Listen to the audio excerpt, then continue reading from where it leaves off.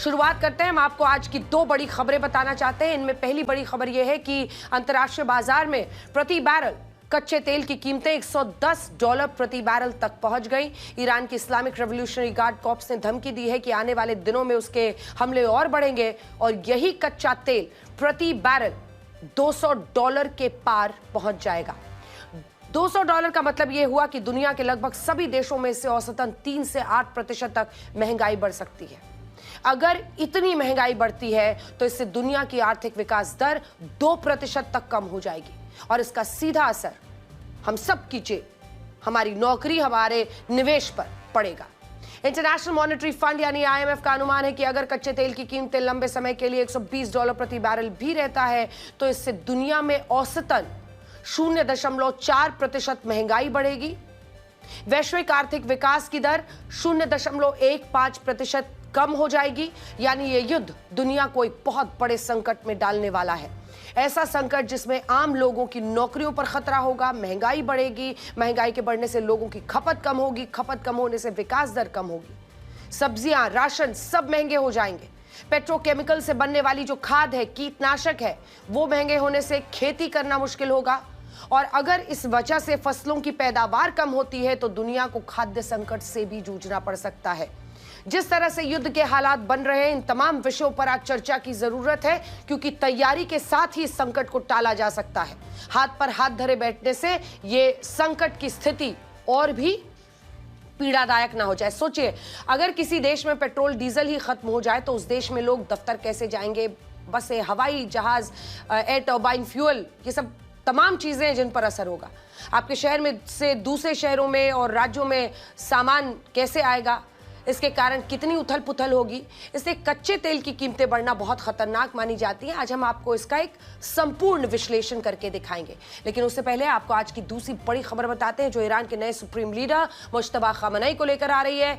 Iran के सरकारी TV ने बताया है कि इजराइल ने मुज्तबा खामनेई पर जानलेवा हमला किया है जिसमें वो घायल हो गए हैं। इजराइल ने पहले ही कहा था कि ईरान जिसे भी अपना नया सुप्रीम लीडर घोषित करेगा उसे इजराइल की सेना खत्म कर देगी और अब इजराइल यही कर रहा है। 56 साल के हैं आयतुल्लाह अली खामनेई के बेटे मुज्तबा खामनेई और 56 साल के मुज्तबा खामनेई ईरान के पूर्व सुप्रीम लीडर खामनेई के दूसरे नंबर के बेटे हैं जिनमें उनसे भी ज्यादा उनको कट्टर माना जाता है। मुज्तबा खामनेई के लिए कहा जाता है कि वो अपने पिता आयतुल्लाह अली खामनेई की तरह इजराइल और अमेरिका को मिटाने की कस्में खाते हैं। 28 फरवरी को जब इजराइल और अमेरिका ने आयतुल्लाह खामनेई को मारा तब इजराइल की हिट लिस्ट में मुज्तबा खामनेई का भी नाम था। सेंट्रल तेहरान की 4 सरकारी इमारतों पर यही सोचकर बम बरसाए गए कि वहां आयतुल्लाह खामनेई के बेटे मुज्तबा खामनेई भी मौजूद होंगे और उस वक्त मुज्तबा खामनेई की कोई खबर नहीं आई थी। लेकिन एक दिन पहले ईरान के 88 मौलानाओं की मजलिस ने मुज्तबा खामनेई को अपना नया सुप्रीम लीडर चुन लिया और जब से ईरान के सरकारी टीवी ने यह बताया है कि इजराइल ने उनकी भी जान लेने की कोशिश की है और इस हमले में वो घायल हुए हैं, तब से तेहरान में लोगों का हुजूम उमड़ा है और ये लोग यही कह रहे हैं कि मुज्तबा खामनेई उनके सुप्रीम लीडर हैं, उनके लिए वो अपनी जान भी दे सकते हैं।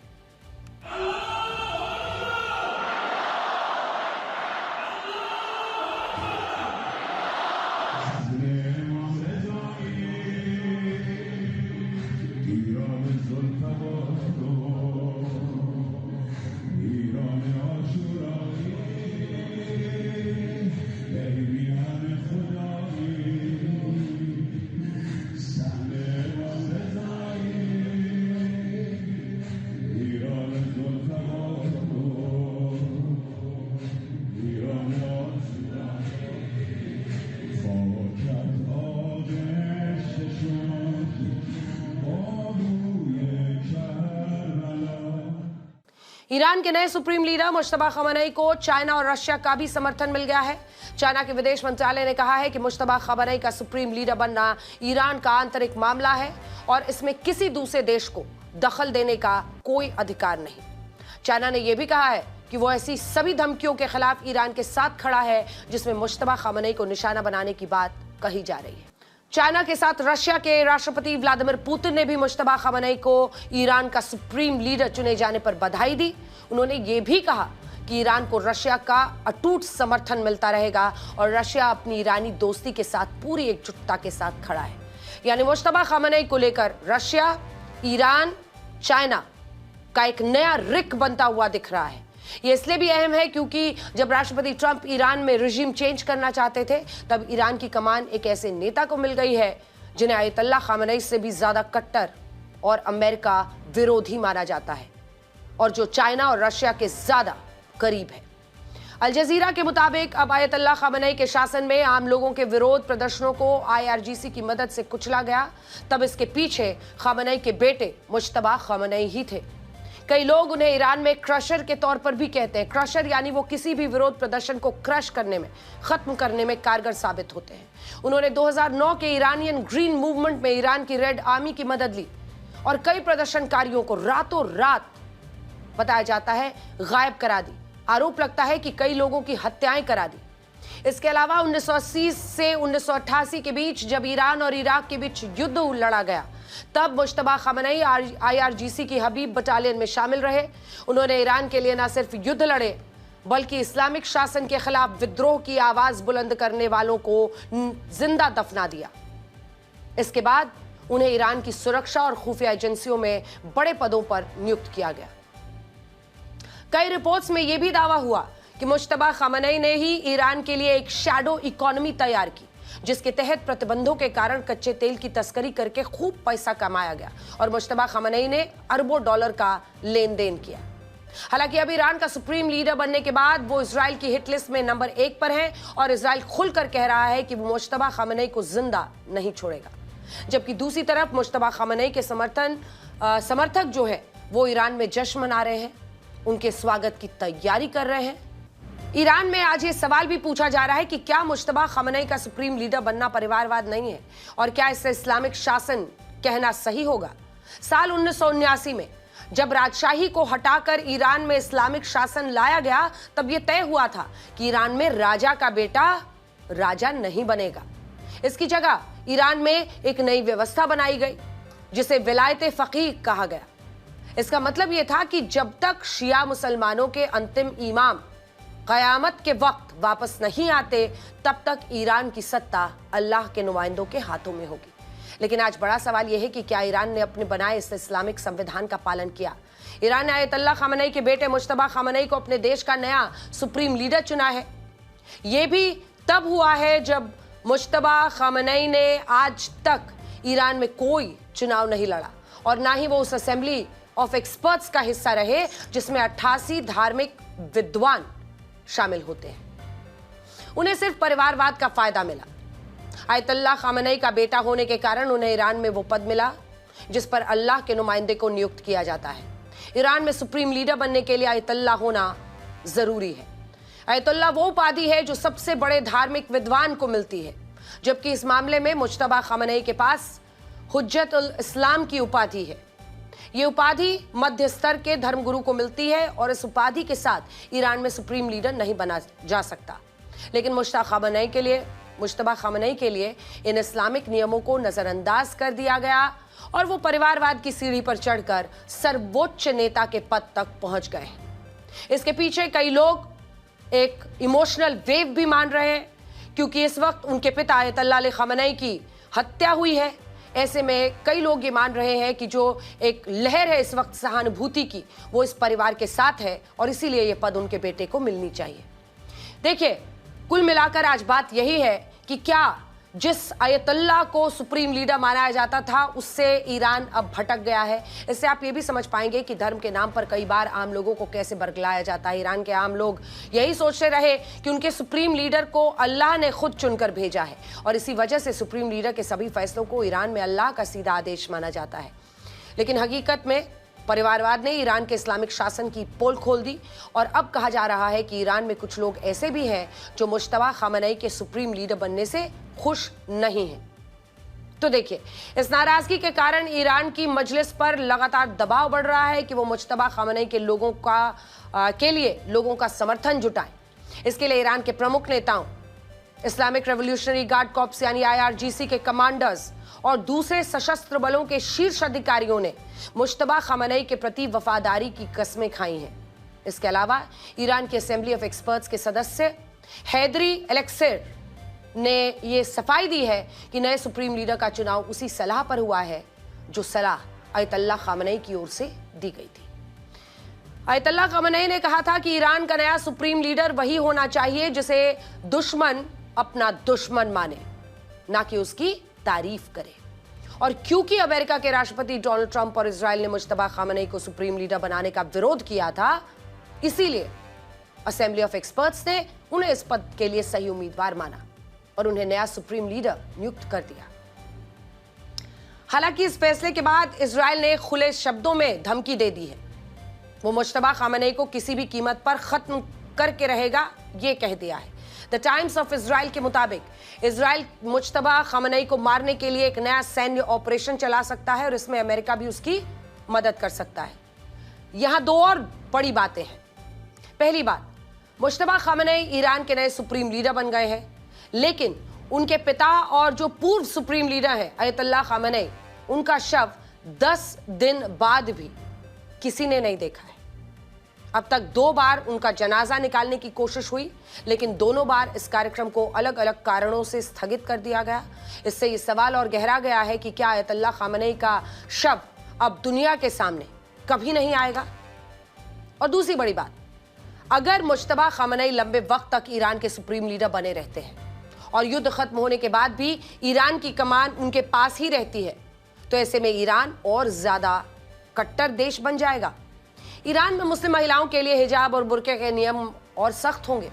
सार्वजनिक जगहों पर महिलाओं के कपड़ों, व्यवहार की निगरानी बढ़ाई जा सकती है। इस्लामिक कट्टरवाद और शरीयत के नियमों को और ताकत के साथ लागू किया जा सकता है। और मुज्तबा खामनेई के शासन में ईरान अयतुल्लाह खामनेई के ईरान से भी क्या ज्यादा कट्टर और ज्यादा अमेरिका और इजराइल विरोधी रुख अपना सकता है। एक वजह यह भी है कि मुज्तबा खामनेई के पिता की हत्या के लिए इजराइल और अमेरिका जिम्मेदार हैं, तो न सिर्फ एक दुश्मनी बल्कि एक बदले की भावना भी रहेगी। मुज्तबा खामनेई को इसलिए ईरान का सुप्रीम लीडर चुना गया क्योंकि वो अमेरिका और पश्चिम संस्कृति के सबसे बड़े विरोधी हैं। लेकिन विरोधाभास ये है कि मुज्तबा खामनेई फर्राटेदार अंग्रेजी बोलते हैं। उन्होंने साइकोलॉजी और साइको एनालिसिस के विषय की पढ़ाई की है। वो सेना में रह चुके हैं और उन्हें नई तकनीक और डिजिटल सिस्टम्स के बारे में भी जानकारी है। क्या आप कल्पना करेंगे किसी देश के ऊपर बॉम्ब और मिसाइलें बरस रही हों और नीचे खड़े लोग भागने के बजाय जश्न मना रहे हों? ईरान में इस वक्त ऐसा ही हो रहा है। ईरान के इस्फहान शहर में जब एक सरकारी इमारत पर अमेरिका और इजराइल के लड़ाकू विमान बम बरसा रहे थे और इमारत के ऊपर काले धुएं का गुबार दिख रहा था, तब वहां ईरान के नए सुप्रीम लीडर मुज्तबा खामनेई के समर्थन में इकट्ठा हुए हजारों लोग अल्लाह अकबर के नारे लगा रहे थे और इन हमलों का उनके अंदर कोई डर नहीं दिखा। अब आपको ये बताते हैं कि जब ईरान इस युद्ध को रमजान वॉर या रमजान का युद्ध कह रहा है, तब वो इसी दौरान मिडिल ईस्ट के इस्लामिक देशों पर मिसाइलें क्यों दाग रहा है? आखिर ये कौन सा रमजान वॉर है जिसमें ये मुस्लिम देश एक दूसरे का खून बहा रहे हैं?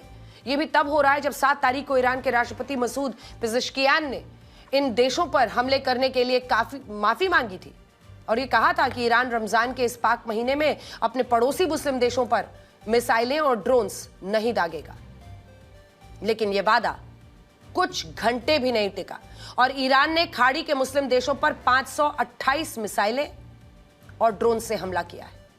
इनमें यूएई के दुबई, अबू धाबी और बाकी इलाकों पर सबसे ज्यादा 42 मिसाइलें और 350 आत्मघाती ड्रोन से हमला किया गया। कुवैत पर 14 मिसाइलें, 23 आत्मघाती ड्रोन्स दागे गए। कतर पर भी 14 बैलिस्टिक मिसाइलों से हमला हुआ, जबकि जॉर्डन पर 12, बहरीन पर 24 और सऊदी अरब पर ईरान ने 3 बैलिस्टिक मिसाइलें दागी। और ये हमले तब हुए जब ईरान के राष्ट्रपति मसूद पेज़ेश्कियान ने भरोसा दिया था कि ईरान अब अपने पड़ोसी मुस्लिम देशों को निशाना नहीं बनाएगा। उन्होंने ये भी कहा था कि इन मुस्लिम देशों को ईरान के खिलाफ युद्ध लड़ रहे अमेरिका और इजराइल की मदद नहीं करनी चाहिए। ईरान के इस दाव को कूटनीतिक रूप से काफी अहम माना गया और ये कहा गया कि अगर इन मुस्लिम देशों ने अमेरिका को उसके सैन्य ठिकानों में इस युद्ध में इस्तेमाल नहीं करने दिया तो ये ईरान की बड़ी जीत होगी। इससे अमेरिका अलग थलग पड़ सकता था और मिडिल ईस्ट के ये देश ईरान के साथ धार्मिक लामबंदी कर सकते थे और अपने खिलाफ युद्ध को रोक तक सकते थे। लेकिन ऐसा हुआ नहीं और इसके पीछे दो वजह रही। पहली वजह तो ये कि राष्ट्रपति मसूद पेजेश्कियान के बयान के बाद भी अमेरिका ने सऊदी अरब, यूएई, कतर, कुवैत, ओमान और बहरीन में अपने सैन्य ठिकानों का इस्तेमाल ईरान के खिलाफ जारी रखा। और दूसरा कारण यह था कि ईरान में इस्लामिक शासन की हिफाजत करने वाली आईआरजीसी यानी इस्लामिक रेवोल्यूशनरी गार्ड कॉर्प्स को यह रणनीति पसंद नहीं आई। रॉयटर्स के मुताबिक राष्ट्रपति मसूद पेजेश्कियान के माफी मांगने के बाद आईआरजीसी के शीर्ष कमांडर आग बबूला हो गए। उन्होंने मसूद पेजेश्कियान से यह कहा कि उन्हें रमजान में मुस्लिम देशों के भाईचारे की कोई जरूरत नहीं है। अगर अमेरिका ने इन मुस्लिम देशों की जमीन से ईरान पर हमले किए तो ईरान उन्हें धर्म के नाम पर कोई डिस्काउंट नहीं देगा और इन्हें इस युद्ध से कोई छूट नहीं मिलेगी। आईआरजीसी के शीर्ष कमांडर ने राष्ट्रपति मसूद पेजेश्कियान पर इतना दबाव बनाया कि उन्हें अपना बयान बदलना पड़ा। नए बयान से उन्होंने माफी का जिक्र हटा दिया और यह कहा कि जो भी देश अमेरिका के साथ युद्ध में शामिल होगा, ईरान उसे अपना दुश्मन मानेगा। ईरान के कट्टरपंथी धर्मगुरु और सांसद हामिद रसाई और ईरान की न्यायपालिका के प्रमुख मोहसेनी एजई ने खुलकर राष्ट्रपति पेजेश्कियान के खिलाफ नाराजगी जताई और इस तरह ईरान और खाड़ी के मुस्लिम देशों के बीच रमजान के नाम पर जो धार्मिक लामबंदी हो सकती थी वो टूट गई। हालांकि आईआरजीसी की नाराजगी के बावजूद राष्ट्रपति मसूद पेजेश्कियान ने अभी हार नहीं मानी है। वो अब भी इस युद्ध में धर्म का कार्ड खेल रहे हैं। राष्ट्रपति मसूद पेजेश्कियान ने अमेरिका और इजराइल पर युद्ध की आड़ में मुस्लिम देशों को आपस में लड़वाने और बांटने का बड़ा आरोप लगाया। उन्होंने कहा है कि ईरान पर हमला करने के लिए कुछ पड़ोसी देशों की जमीन और सैन्य ठिकानों का इस्तेमाल किया जा रहा है और ये मुस्लिम क्षेत्र को बांटने की राजनीति है, लेकिन ईरान इसके सामने नहीं झुकेगा। जिस वक्त पूरी दुनिया का ध्यान ईरान पर है, तब अमेरिका के ही सबसे बड़े मानवाधिकार संगठन ह्यूमन राइट्स वॉच की एक रिपोर्ट ने नई बहस छेड़ दी है। इस रिपोर्ट में दावा है कि इजराइल ने अपने पड़ोसी देश लेबनान के दक्षिणी इलाकों में व्हाइट फॉस्फोरस बॉम्ब का इस्तेमाल किया है। यह भी दावा है कि जिन घरों पर यह व्हाइट फॉस्फोरस इस्तेमाल हुआ वो सभी घर लेबनान के आम लोगों के थे। व्हाइट फॉस्फोरस एक आग लगाने वाला रासायनिक पदार्थ होता है जो हवा में जलता है और अगर कोई इंसान उसकी चपेट में आ जाए तो उसके मांस से लेकर उसकी हड्डियां तक गल सकती हैं। शरीर की चमड़ी प्लास्टिक की तरफ पिघल कर नीचे गिर सकती है और वो इंसान तड़प तड़प कर मर सकता है। और इजराइल पर आरोप है कि वो लेबनान में इसी व्हाइट फॉस्फोरस का इस्तेमाल कर रहा है जो अंतर्राष्ट्रीय मानवीय कानून का उल्लंघन है। ह्यूमन राइट्स वॉच का कहना है कि जब व्हाइट फॉस्फोरस हवा में फटता है तो उसके लगभग 116 जलते हुए टुकड़े चारों तरफ फैल जाते हैं और इस दौरान ये 125 से 250 मीटर के दायरे में गिर सकते हैं। और दावा है कि 3 मार्च को दक्षिणी लेबनान में वही हिस्सा जो इजराइल से लगा हुआ है, जहां पर अभी तक हिजबुल्लाह का पूरा कब्जा रहता है, जहां से वो इजराइल पर अटैक करता है, उसी दक्षिणी लेबनान में हुए हमलों में इसी व्हाइट फॉस्फोरस का इजराइल ने इस्तेमाल किया है, ये आरोप है। यहां बहुत सारे लोग ये भी जानना चाहते हैं कि इजराइल ने लेबनान में व्हाइट फॉस्फोरस का इस्तेमाल क्यों किया होगा। तो दावा है कि इजराइल लेबनान में ऐसे हालात पैदा करना चाहता है जिससे वहां के आम लोग हिजबुल्लाह के आतंकियों की कोई मदद ना करें, क्योंकि ये मानता है इजराइल की दक्षिणी लेबनान में इन आतंकियों को पनाह मिलती है। वहां के आम लोग अगर इनके खिलाफ हो जाएं तो उसको सफलता मिलेगी। वो व्हाइट फॉस्फोरस के डर से यहाँ के आम लोग अगर दूसरे इलाकों में पलायन करके चले जाएं और इसके बाद इजराइल हिजबुल्लाह को चुन चुन कर मारने में कामयाब होगा। ऐसा नहीं है कि इजराइल पर पहली बार व्हाइट फॉस्फोरस को इस्तेमाल करने के आरोप लग रहे हैं। ह्यूमन राइट्स वॉच ने साल 2023 में भी इजराइल पर गाजा और लेबनान पर व्हाइट फॉस्फोरस को बॉम्ब के साथ दागा था और तब भी इस पर कई सवाल खड़े हुए थे। यहाँ सोचने वाली बात यह है कि इजराइल और अमेरिका इस युद्ध में साथ लड़ रहे हैं और अमेरिका की ही मानवाधिकार संस्था ये कह रही है कि इस युद्ध में इंसानों को बेरहमी से मारा जा रहा है, जो अंतर्राष्ट्रीय मानवीय कानूनों का घोर उल्लंघन है।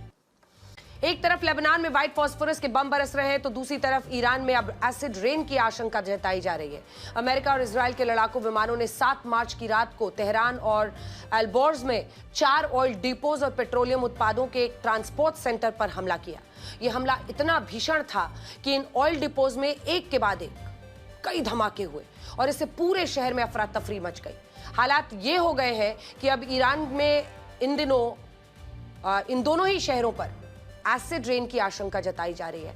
एसिड रेन का मतलब उस बारिश से होता है जिसमें बहुत ज्यादा सल्फर हो, बहुत ज्यादा नाइट्रोजन वाली गैसें हवा में फैल जाती हैं।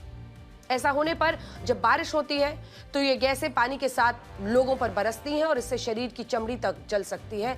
बच्चों की सोचिए, जानबूझकर कहा जाता है कि उनकी चमड़ी पर, उनके स्किन पर बहुत बुरा प्रभाव पड़ता है, उनका स्किन पिघल कर गिर भी सकती है। इसी खतरे के कारण ईरान में लोगों को अगले 72 घंटों के लिए घरों के अंदर रहने की सलाह दी गई है और ईरान के विदेश मंत्रालय ने इसे युद्ध अपराध, नागरिकों के खिलाफ केमिकल वॉरफेयर बताया है। इसके अलावा इस हमले की वजह से शहर में पेट्रोल डीजल की किल्लत हो गई है, जिसे ठीक होने में कम से कम 2 से 3 दिन लगेंगे। बड़ी बात यह है कि देखिए, इजराइल और अमेरिका चाहते तो वो ईरान के तेल भंडार को निशाना बना सकते थे, लेकिन उन्होंने ऐसा ना करके ईरान के उन ऑयल डिपोज को निशाना बनाया है जहां से आम लोगों को पेट्रोल डीजल की आपूर्ति होती है। अब इससे यह भी समझ आता है कि अमेरिका और इजराइल तेल आपूर्ति को रुकवा कर, एक तरह से रोक कर, ईरान में लोगों को सड़कों पर उतरने के लिए मजबूर करना चाहते हैं। वो ऐसा संकट पैदा करना चाहते हैं जिससे जरूरी सामानों के लिए लोग सरकार के खिलाफ सड़कों पर उतरे। ईरान के विदेश मंत्रालय के प्रवक्ता इस्माइल बघाई ने अमेरिका पर ईरान को तोड़ने की साजिश का आरोप लगाया और यह कहा है कि अमेरिका ईरान का तेल चाहता है और इसलिए वो ईरान को कमजोर करके कई टुकड़ों में बांटने की कोशिश कर रहा है, लेकिन ईरान किसी भी दबाव के आगे झुकेगा नहीं। ये बात तो सब जानते हैं कि वेनेजुएला के बाद कच्चे तेल का सबसे बड़ा भंडार ईरान के पास है, लेकिन ये बात बहुत कम लोगों को पता है कि वेनेजुएला के तेल को रिफाइन करना आसान नहीं।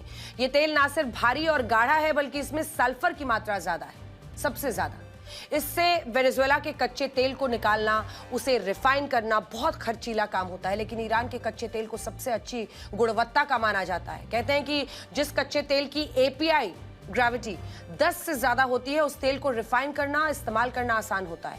और ईरान के कच्चे तेल की एपीआई ग्रेविटी 33 से 36 के बीच है। इसके अलावा ईरान के कच्चे तेल में सल्फर की मात्रा बहुत कम है, लगभग 1.3 से 1.5%। इससे ईरान का कच्चा तेल निकालना, बाद में रिफाइन करना, अंतर्राष्ट्रीय बाजार में बेचना सस्ता है।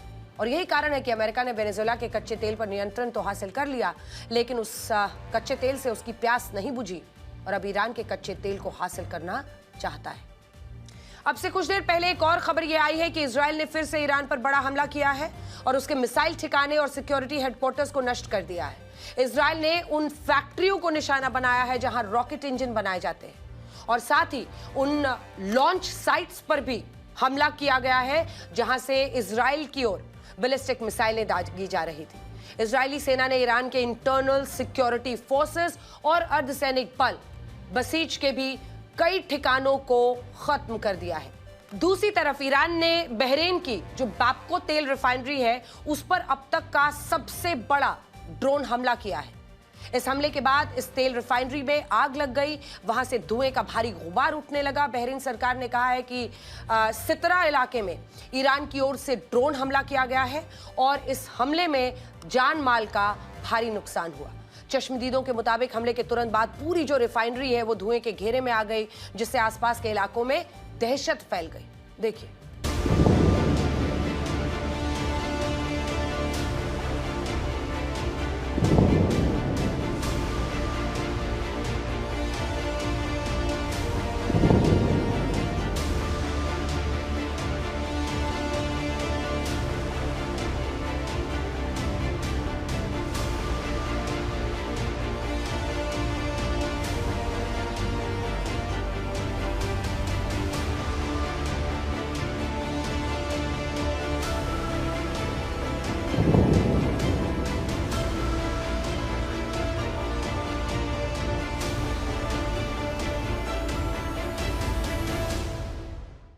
इस युद्ध के बीच नेटो का सदस्य देश तुर्की भी अपनी सुरक्षा को लेकर चिंतित है। कुछ दिन पहले ईरान की एक मिसाइल तुर्की की ओर पहुंच गई थी, हालांकि उसे नष्ट कर दिया गया, लेकिन अब तुर्की कोई जोखिम नहीं उठाना चाहता, इसलिए उसने अपनी और जो नॉर्थ साइप्रस की सुरक्षा है उसके लिए 6 F-16 लड़ाकू विमान और मिसाइल डिफेंस सिस्टम तैनात कर दिए हैं। तुर्की ये भी कह रहा है कि वो वहां रह रहे तुर्की समुदाय की सुरक्षा के लिए प्रतिबद्ध है और जरूरत पड़ने पर आगे भी बड़े कदम उठाएगा।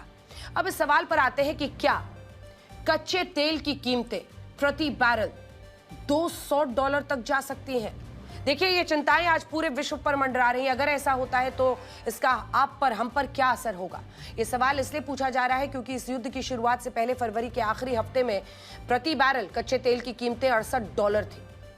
28 फरवरी को जब इजराइल अमेरिका ने ईरान पर हमला किया तब ये कीमतें प्रति बैरल $75 हो गई, लेकिन अब यही कीमतें $110 प्रति बैरल पहुंच गई।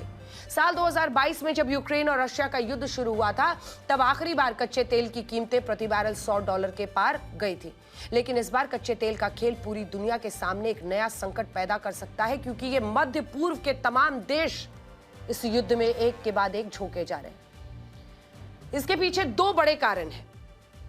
पहला बड़ा कारण यह है कि ईरान खाड़ी देशों की ऑयल रिफाइनरीज को निशाना बना रहा है, और दूसरा, ये देश जितने कच्चे तेल का उत्पादन कर भी रहे हैं वो कच्चा तेल युद्ध के कारण पर्शियन गल्फ और स्ट्रेट ऑफ हॉर्मूज में कहीं ना कहीं फंसा हुआ है।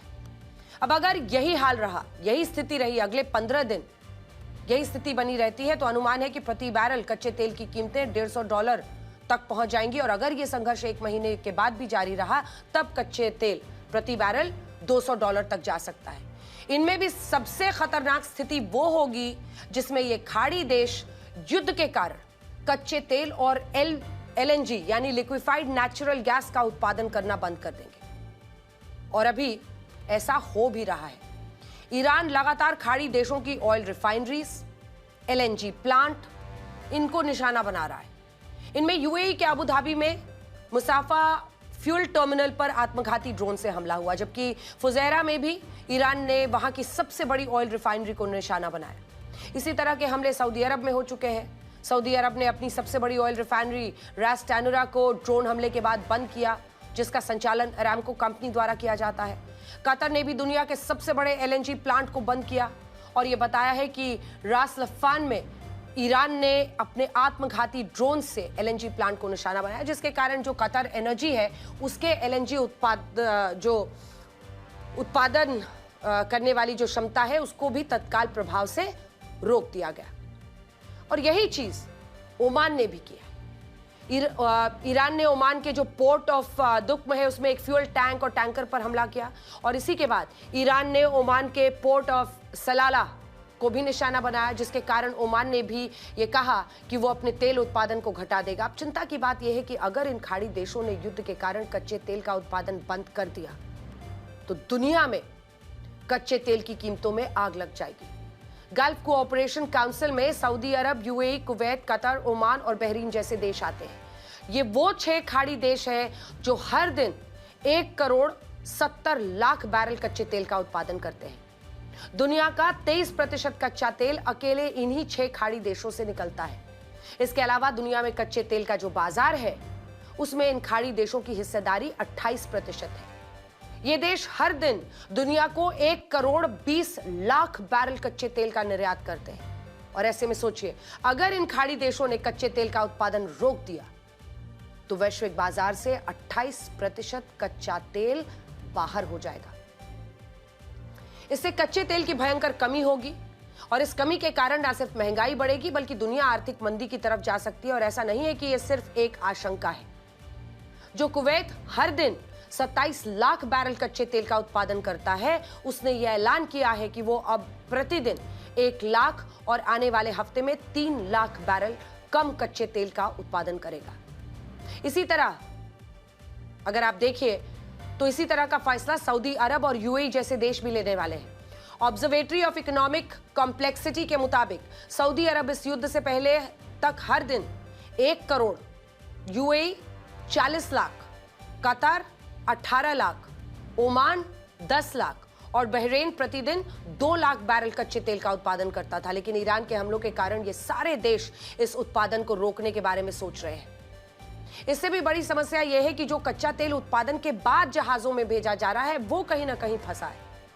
वो जहाज या तो पर्शियन गल्फ और स्ट्रेट ऑफ हॉर्मूज में कहीं ना कहीं फंसे हुए हैं, और अगर यही स्थिति आगे भी रहती है तो इसका असर बड़ा होगा, पूरे विश्व पर होगा।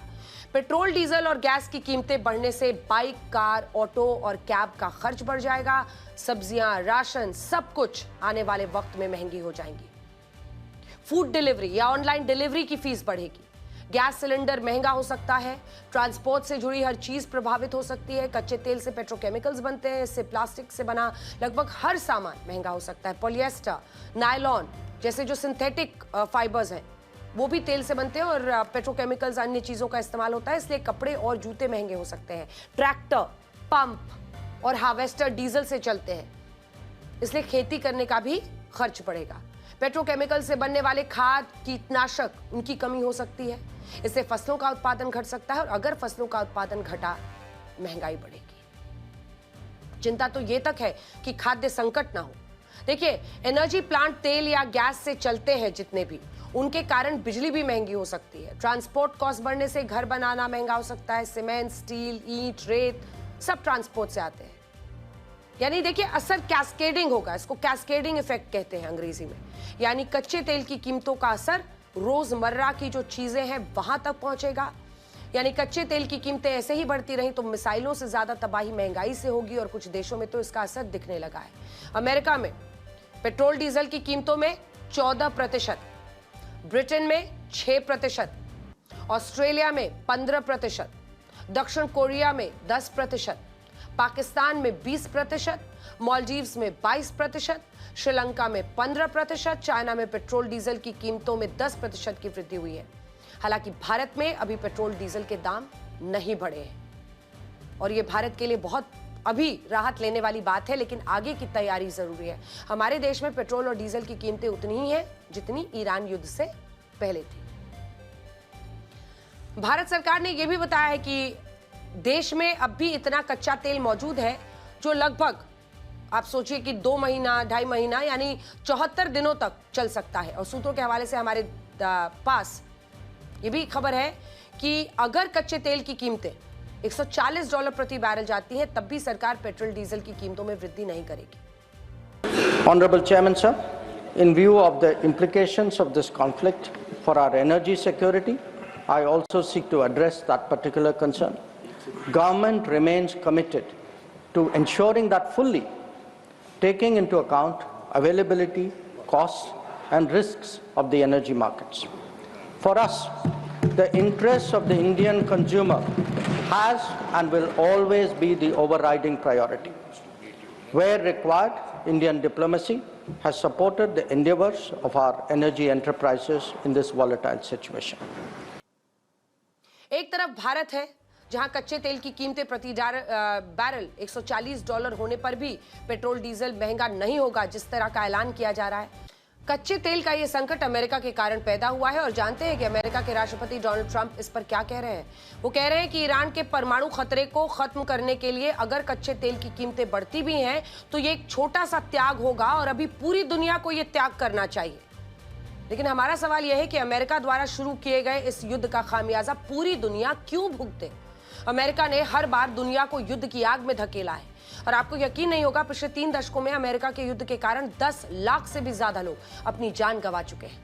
साल 1999 में जब अमेरिका के तत्कालीन राष्ट्रपति बिल क्लिंटन ने कोसोवो के लिए सर्बिया पर बम बरसाने के निर्देश दिए, तब उसमें 13,000 लोग मारे गए।